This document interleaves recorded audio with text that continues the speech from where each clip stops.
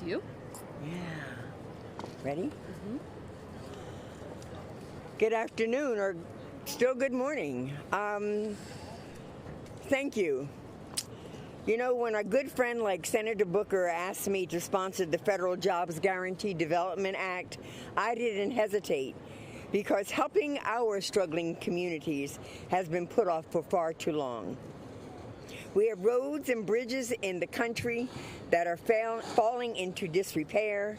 We have families that can't find childcare. We have aging and toxic water infrastructure, and we have communities paying more for their energy costs than necessary. And each of these problems represents a job that needs to be done. And yet, it is a job that goes unfilled. This isn't the result of a lack of people willing to do the work. It's a gap created because localities cannot afford to train and pay them. The Federal Jobs Guarantee Development Act will create a pilot program for 15 communities that need it most. It will create good-paying jobs, jobs with health coverage, jobs with paid family leave, and jobs with paid training. And importantly, this bill specifically prohibits using these workers to replace existing workers as strikebreakers or as scabs. The work done by these hires will make tangible improvements in their own communities. At the same time, these projects will inject into our struggling local economies that will reverberate throughout the nation's economy. So I want to thank Senator Booker and Congresswoman Omar, and to all of our co-sponsors, as well as our supporting groups like Jobs with Justice, the Sunrise Movement, and many others. Thank you. Hobble to the side here. Thank you. Thank you, Congresswoman, for your foresight in joining Senator Cory Booker in introducing this critical bill. I feel like this is a crisis. Right now, 10 years after the Great Recession officially ended, 6.1 million Americans who want to work cannot find a job. Nearly 4 million Americans who want full-time work can only find part-time. Many Americans feel discouraged that they're unable to find a well-paying job, and so they work multiple jobs to make ends meet and accept being unemployed with no benefits. It's something that directly impacts my district in Minnesota. While the white poverty rate is 9%, the poverty rate for Black constituents in my district is staggering 37%. The numbers are even worse when it comes to home ownership. Just 19% of Black people in my district own a home. This is not a problem of scarcity, it is a problem of greed. The richest 1% of Americans control almost as much wealth as the bottom 90% of Americans. One family, the Walton family, has more wealth than nearly 49 million American families. 40% of the country. A crisis of this proportion requires bold solutions. That's why I am proud to stand here with Congresswomen Bonnie Watson Coleman and Senator Cory Booker to be able to introduce this bill. Not only would this bill create a pilot program to guarantee jobs in 15 communities across this country, but they will be good jobs. All of these jobs would pay a living wage and provide benefits like health insurance, paid sick leave, and paid family leave. This bill would also prioritize green energy jobs. And I view this bill as a key component of the Green New Deal. This would not only just benefit people currently looking for work, it would raise wages and improve benefits for all workers by introducing competition into the labor market. This is not a Democratic or a Republican idea. It's an idea that is overwhelmingly supported by the American people. If we're going to build an economy that works, for everyone, we as a nation have a responsibility to make sure that everyone who wants to work can benefit from it. In 1968, Dr. Martin Luther King Jr. called on our government to guarantee a job to all people who want to work and are able to work. It's time we make that vision a reality. Thank you. Should we introduce? Thank you. Yeah, the next speakers. Congressman Bobby Rush here. Haven't seen him yet. Reverend, are you Yes. Reverend? Okay. I'd like to introduce Reverend Delman L. Coates, Senior Pastor of Mount Enon Baptist Church. Thank you so much. Thank you. Good afternoon. My name is Reverend Delman Coates. I'm the senior pastor of Mount Enon Baptist Church in Clinton, Maryland. I'm also the organizer of the Our Money campaign. I reside and pastor in Maryland's 5th Congressional District, and I'm delighted to be here today with Congresswoman Watson Coleman and Congresswoman Omar in supporting this Federal Job Guarantee Development Act. On Labor Day, just a few weeks ago, our campaign led 1,000 supporters in a march for a federal jobs guarantee where we marched from the King Memorial to the Federal Reserve to issue a clarion call to our members of Congress to prioritize the needs of the public interest over the needs of the special interest and the private interest. Our work is a continuation of the civil rights movement, where Dr. King, in response to the Greensboro sit-in, said, "What good is it for a man to have a right to sit at a lunch counter if they can't afford to buy the hamburger?" It is critically important that we have federal legislation that ensures that every American that desires to work has a dignified job with benefits so that we can end involuntary unemployment in America.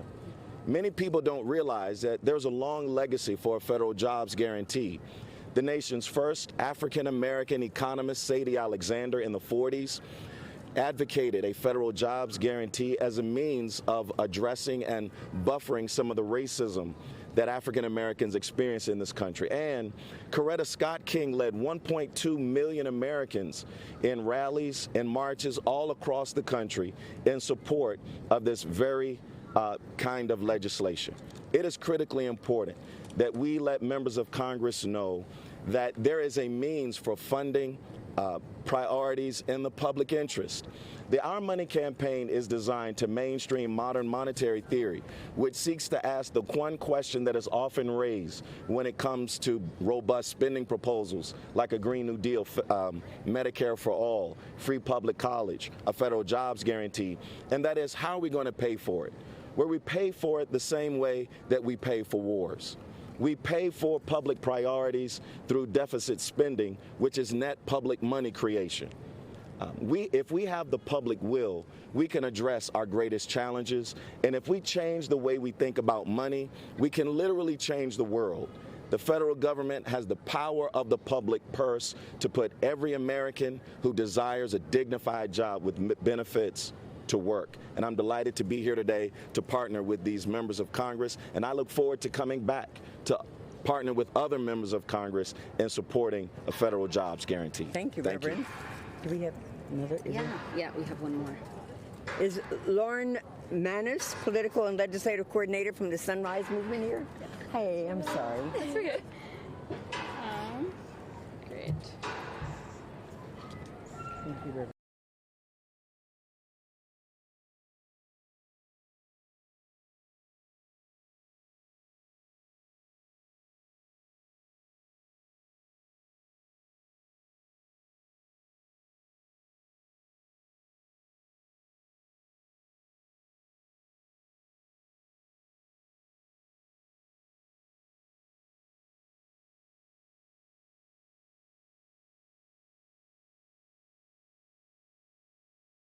Uncertainty. We're the first generation to have a lower standard of living than our parents. We're struggling with massive student debt, skyrocketing inequality, rampant depression. So many young people don't trust a political system that has left us facing all of these crises, while the wealthiest among us just continue to get wealthier. And that's why Sunrise Movement is creating a movement all across the country, led by young people, to stop climate change and create millions of good jobs in the process. We're facing a crisis unlike anything else we've ever faced before. UN scientists tell us we have just 11 years to radically transform every sector of our economy and society if we have even a chance to prevent irreversible climate catastrophe. And the good news is there is no shortage of work to be done, from upgrading roads and bridges, retrofitting buildings, supporting family farms to be both economically and ecologically sustainable, and of course building a renewable energy economy to power this country. Anyone who wants a job to make this country better and more prosperous should be able to get one. And that's what the Green New Deal is all about, and that's why the Jobs Guarantee Development Act is such a critical stepping stone in making that happen. So I want to say thank you again to Representatives Omar and Watson-Coleman for both of your leadership on this issue. We're so grateful to have allies in Congress who are standing with us and uplifting all of our struggles and fights, that we're mobilizing people on the streets to have your backs. And we really look forward to continuing to work together to ensure that every American, no matter race, class, gender, zip code, age, has access to a good-paying, dignified job. So thank you. Thank you very much. And now we'll hear from our representative, Bobby Rush from Illinois. I want to thank you, Representative Watson-Coleman, and I want to thank Congresswoman Omar for their insightful and forward-thinking position on the status of the lack of jobs in our nation. And I want to thank them for introducing this very necessary bill into the Congress today, and I am an original co-sponsor of this bill. And my district, the 1st District of Illinois, has as its primary issue the issue of jobs and the lack of jobs. Unemployment is a vital concern for families in my district, for those who have intergenerationally lack employment opportunities. And this bill comes at the right time, at the right moment. And I enthusiastically endorse this bill. As I said before, I am an original co-sponsor. So this bill represents a hope for a future for those in my district who are suffering from intergenerational unemployment and who are looking for a new resurgence of employment and job activities in my district. I have introduced the blue-collar to green-collar jobs, H.R. 1315. It's passed out in committee and it's pending before the full House, and that is another attempt to create new jobs for a new economy. And thank you very much. Okay, thank you. Thank you, Congressman. We know we have a lot more work to do, but we know that this work is important to the quality of life and the access to freedom and equality for all people in this country. And so we'll not stop until we get and reach that parity and reach that equality. Thank you for being here with us. Thank you. Thank you, Bobby. Thank you. Thank you. Thank you. Thank you.